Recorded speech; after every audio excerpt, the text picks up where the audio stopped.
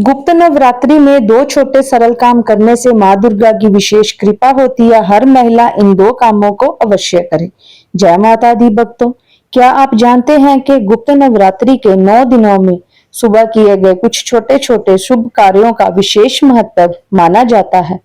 धार्मिक मान्यता है कि जो भक्त इन दिनों दिन की शुरुआत श्रद्धा और पवित्रता के साथ करते हैं, उन पर मां दुर्गा की विशेष कृपा बनी रहती है। आज हम ऐसे ही दो सरल कार्यों के बारे में जानेंगे जिन्हें बहुत से श्रद्धालु गुप्त नवरात्रि में अपनी दैनिक पूजा का हिस्सा मानते हैं।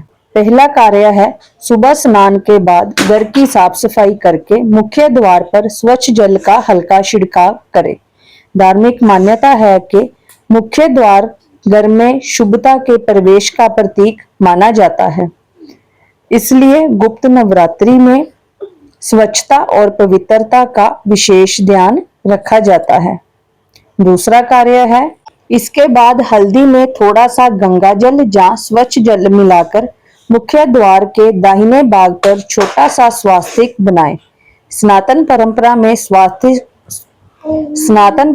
में स्वास्तिक को मंगल और शुभता का प्रतीक माना गया है, जबकि हल्दी को पवित्रता और सौभाग्य से जोड़ा जाता है।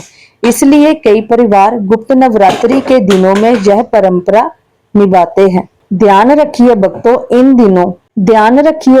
इन दोनों कार्यों का सबसे बड़ा आधार श्रद्धा, स्वच्छता और सच्चा भाव है।